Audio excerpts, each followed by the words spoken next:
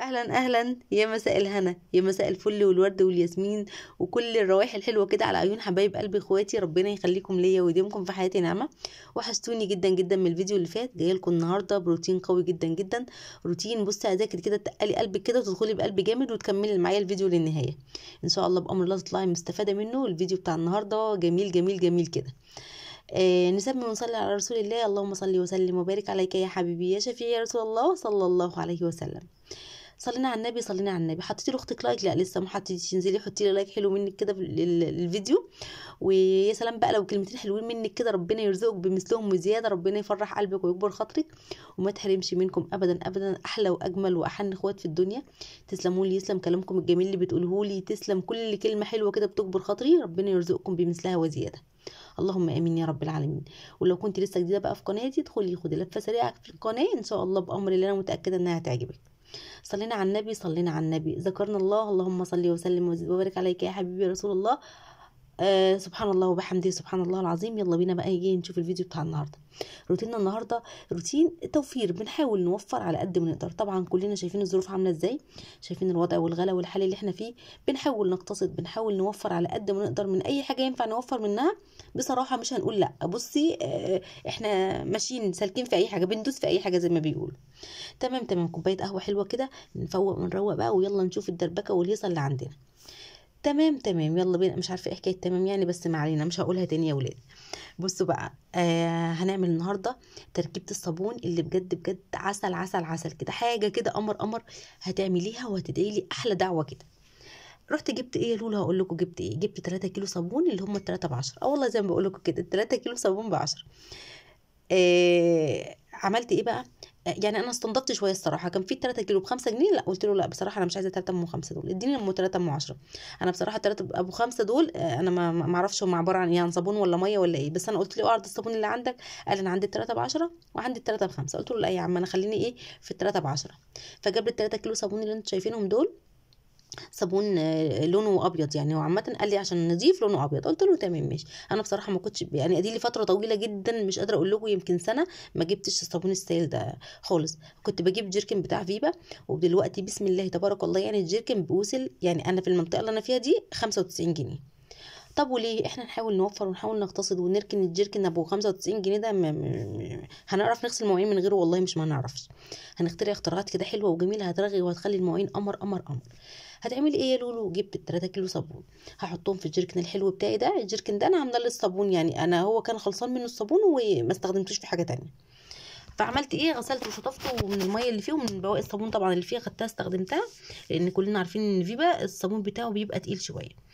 المهم الجيركن فضي معايا. بقيت ايه؟ قلت هستخدمه بقى لما اجيب صابون احط فيه على طول. جبت ال3 كيلو صابون. هحط عليهم ايه علشان يرغي ويديني رغاوي. بصي مش قادره اقول لك على كميه الجمال والطعامه بتاعت الرغاوي كده. بتبقى عايزه تاخديها بالحضن من كتر ما الدنيا مرغيه كده وجميله. احنا كستات بيوت امارات امارات امارات بنحب الرغاوي. يعني ايه بنحب الرغاوي؟ يعني الرغاوي كده بتنشطنا وبتشجعنا، بتحفزك، بتخليكي تقومي ايه عايزه تخلصي الدنيا كلها. بدل ما اغسل المواعين بس، لا تلاقيني جريت البوتاجاز وراه، تلاقيني جريت بص الرخامه وراه، مسكت كده المطبخ اي البيبان كده بتاعت المطبخ رحت ملمعها تلميع حلو. طول ما ايدينا فيها رغاوي بتشجع وبتحفز. طبعا حط على 3 كيلو صابون ايه يا لولو؟ كل كيلو صابون هحط له 3 معالق مش مليانين قوي من اوكسجين. انا كنت في الاول بصراحه قبل المقاطعه كنت بجيب برسيل جل وكانت ريحته قمر قمر قمر.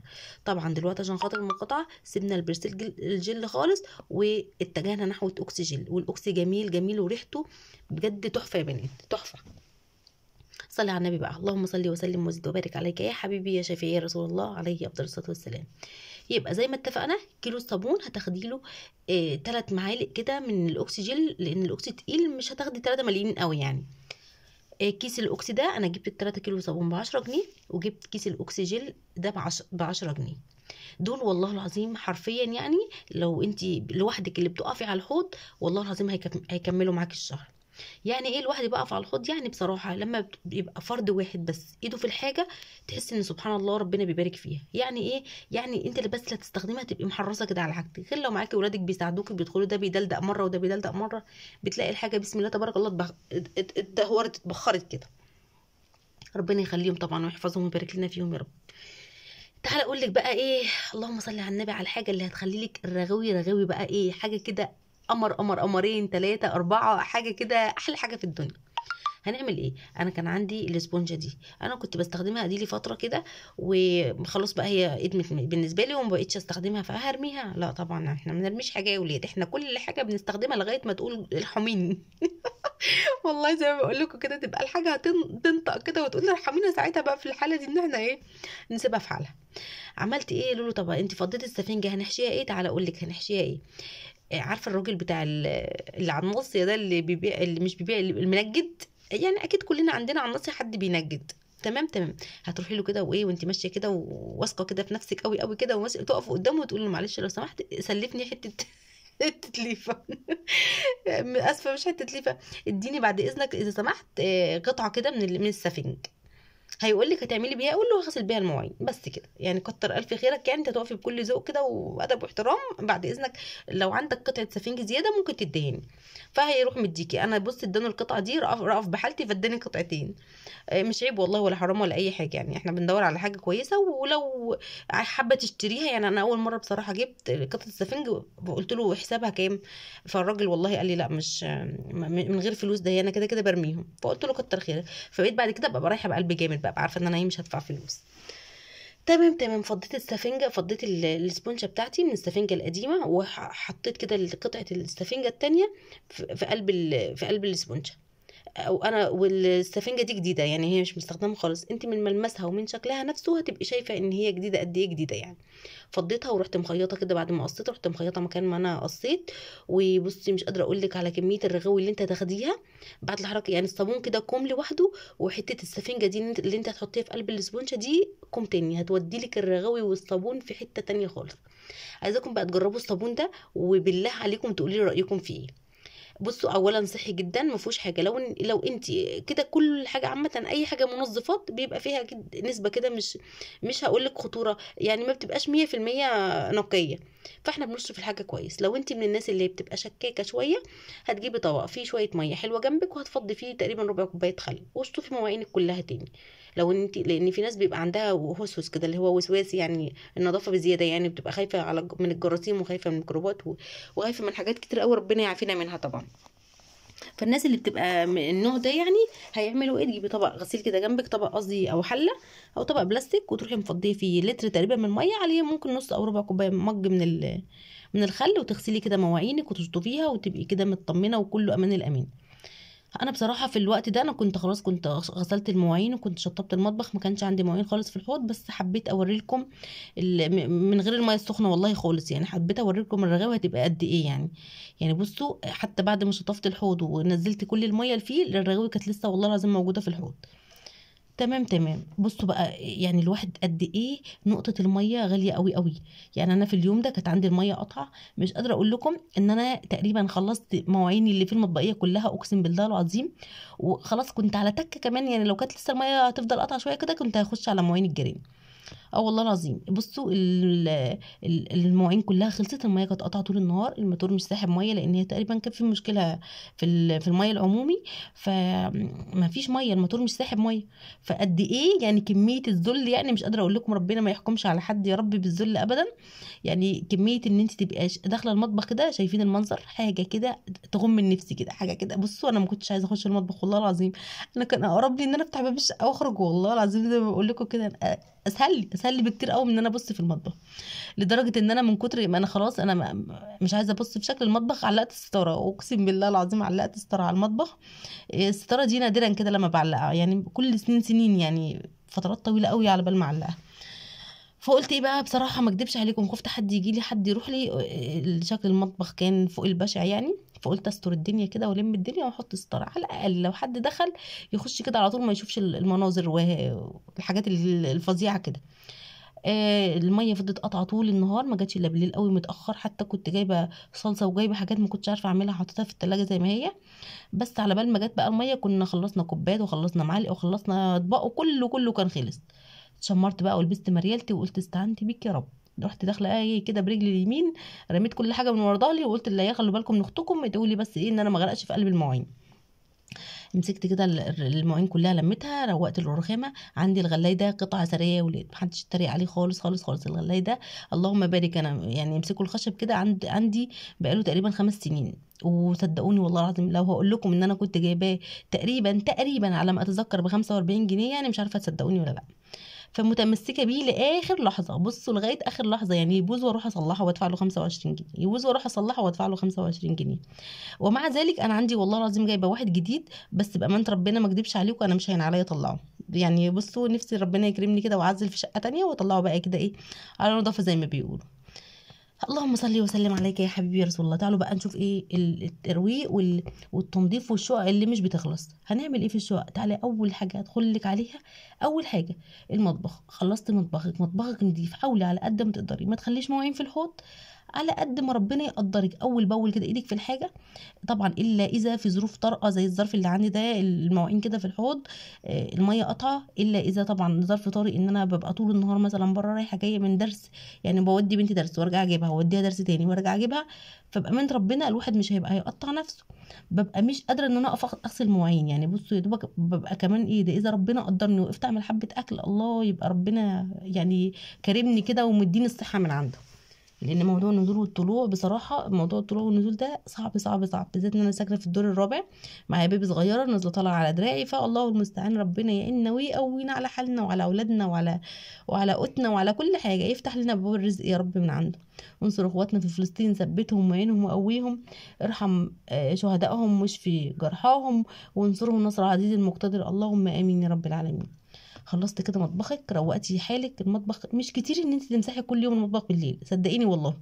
عارفه ان انت تغسلي البوتاجاز كده بالليل بعد ما تشطبي مواعينك، وتاخدي لفه كده ايه، مشي كده حته قماشه كده نظيفه على البوتاجاز، هيبقى عندك البوتاجاز فل. حته قماشه كده ان شاء الله، بصوا نص متر الحته اللي انت بتمسحي بيها. مش هقول لك شدي المساحه والشرشوبه واعملي فرح، لا. امسكي السجاده اللي في المطبخ دكيها كده في الارض دكتين، هتنزل كل التراب اللي فيها.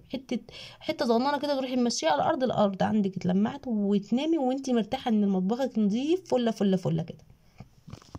تمام تمام. دخلنا الحمام، خلصنا مطبخنا كده، انت نايمه ان مطبخك نظيف، الدنيا عندك متروقه. تاني يوم الصبح هتبقي صاحيه ايه بقى، فايقه ورايقه، والله عندك جرعه كده نشاط وحيويه مش قادره اقول لك قد ايه. ليه؟ عشان انت نايمه على نظافه، نايمه مطبخك نظيف. هتصحي الصبح برضه تلاقي مطبخك نظيف، يبقى عندك ايه، حبه نشاط كده، انت تقفي تعملي فطارك غير خالص. لا تقارن خالص حوار ان انت مشطبه مطبخك بالليل غير ان انت تصحي الصبح تلاقيه متكركب. الاتنين يعني مفيش وجه مقارنه بصراحه. خلصنا المطبخ ظبطناه، ادخلي بقى على الحمام. تعالى اقول لك على وصفه تحفه تحفه تحفه، هتدعي لي منها بص الف دعوه كده. عايزه حمامك دايما ريحته حلوه، عايزه الحمام دايما نضيف. بصي موضوع ان انت اما وانت بتاخدي الشاور بتاعك كده تمشي كده على الحوض بالليفه بتاعه الحمام اللي انت عاملاها مخصوص كده للحمام، وحطها تحت الحوض او حطها فوق الشياله بتاعه المنظفات بتاعتك في اي مكان.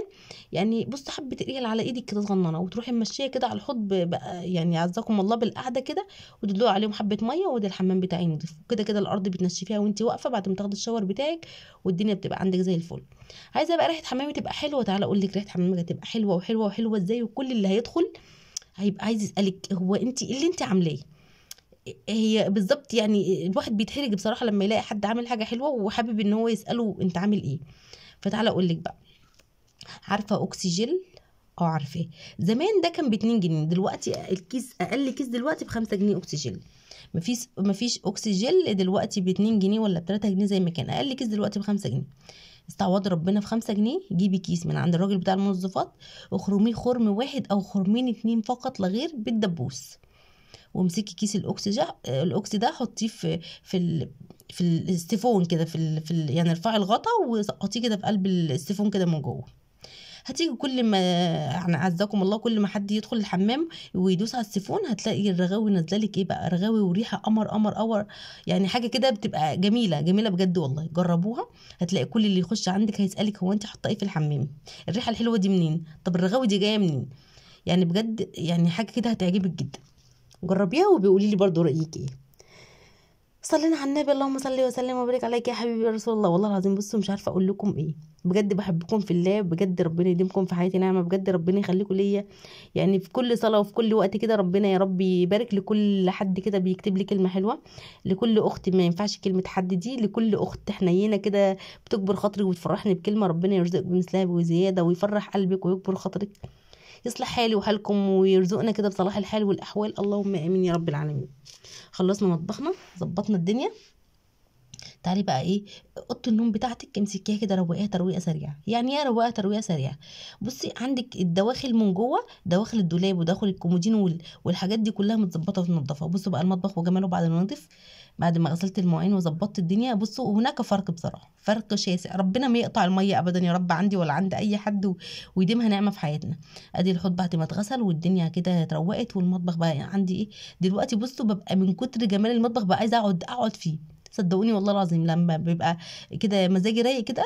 هو اي نعم صغنن صغنن، بس بتلاقيني والله جايه بين البوتاجاز ما بين المطبخ في الحته الصغننه دي اللي انا ببقى واقفه فيها، تلاقوني قعدت اعمل مكالمه، تلاقوني قعدت اسجل فيديو عادي، مفيش اي مشكله خالص يعني. فربنا يرزقني بالوسع ويرزقكم بالوسع وصلاح الحال والاحوال، اللهم امين يا رب العالمين. دخلت بقى، تعالى هقول لكم هنعمل غدا ايه النهارده. جزريه صغيره وبصلايه وطماطمايه وقرن فلفل، اكيد عرفتوا هنعمل غدا ايه. هنعمل حله عدس كده قمر قمر قمر، بجد هتاكليها كده وتدعي لي من كتر جمالها وطعمتها. هتحطي ايه في العدس يا لولا؟ هقول لك هحط ايه. غسلت بصلايه طماطمايه وجزرايه، بس نسيت ان انا احط توم بصراحه، بس انت لو عندك توم حطي يعني. بصلايه وجزرايه وطماطمايه وقرن فلفل، فصين 3 توم، بطاطسايه. تغسلي كل ده وتقطعي قطع صغننه. تكوني غاسله العدس، بس غسلاه ايه، غسلاه حلو قوي قوي قوي، منزله كل الميه وكل الحاجات الشوائب اللي فيه، لان العدس لو ما اتغسلش كويس وهو بيستوي هتلاقيه مري معاكي ومرغي ومدي لون كده مش حلو. حطيت كل ده على النار، زودت شويه ميه كده على العدس بتاعي وحطيتهم على النار غليوا زي ما انتم شايفين كده. الطماطم مع البطاطس مع البصل مع كله غلي. مسكت كده مسكتهم بالهاند بلندر، ما عندكيش هاند بلندر بالمضرب الخلاط العادي خالص، وهتضربيهم ضربتين كده محترمين. عندك كركم، بحب انا دايما احط شعره كركم كده حلوه قوي على العدس، بتنطق اللون، بتخلي العدس لونه حلو. ما عنديش كركم، عندك عطار حلو بيجيب بودرة زعفران، جيبيها بصي هتستخدميها في حاجات كتير جدا وبتفرق معايا بجد، بأمانة ربنا ما بستغناش عنها ابدا ابدا يا بنات. والله العظيم بحبها بدخلها في حاجات كتير قوي. ممكن في الرز بالكاري، الكاري والكركم، ممكن الرز بالخلطه، الرز اللي هو الرز الريزو، الحاجات دي كلها. العدس كمان ما بستغناش خالص عن بودرة الزعفران دي، حبة صغننة كده شعر على طرف المعلقة، بتفرق معاكي جدا وبتغير الأكلة تماما يعني.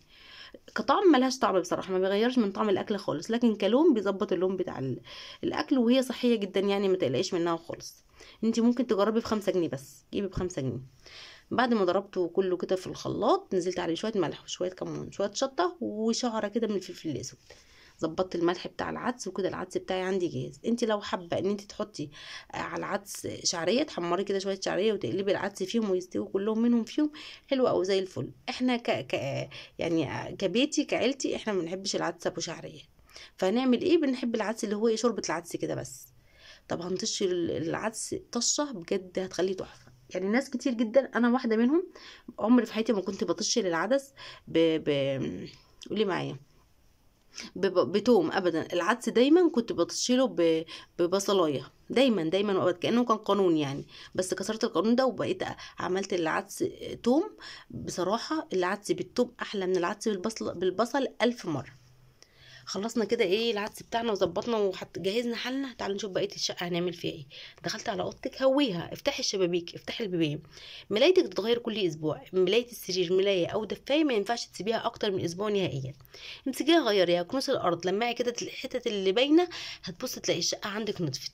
ادخلي الانتريه، هتلاقي شرابات، هتلاقي تيشرتات، هتلاقي بناطيل، هتلاقي كتب وكشاكيل، اي حاجه في وشك كده لميها. امسكي كيس كيس للزباله، اي حاجه، اي ورق، حاجات كده ملهاش اي 30 لازمه، لمي وانت ماشيه. هتبص تلاقي الدنيا عندك اتروقت، شقتك اتنضفت. امسكي كده المكنسه، سواء كانت عندك مكنسه كهربائيه او مقشه، امسكي كده الشقه كلها بعد ما اتروقت ولمت هدوم الولاد اللي مترميه هنا وهنا والكتب والكشاكيل، ظبطت الدنيا وروقتيها. كنوز الشقه كده، شغلي عود بخور كده، والله على احلى ريحه، والله على جمالك وعلى طعامتك وعلى نظافتك ونظافه بيتك. وبجد اي حد يدخل عندك بيبقى بيشم ريحه النظافه كده. يا رب الفيديو بتاع النهارده يكون عجبكم وتكونوا استفدتوا منه، يا رب تحطوا لي احلى لايك من كل فيديو، احلى كومنت قمر زيكم. تسلموا لي ويسلم وجودكم ويسلم حضوركم في حياتي، احلى واجمل واحن اخوات في الدنيا. شايفين بقى طبق العدس الجميل القمر، انا بحمصت عيش جنبه زي ما انتم شايفين كده، طبق سلطه حلو، ليمونتين مخللين، واحلى اكله واحلى غدوه احلى من اي لحمه وفراخ. اشوفكم على خير في فيديو جديد. سلام.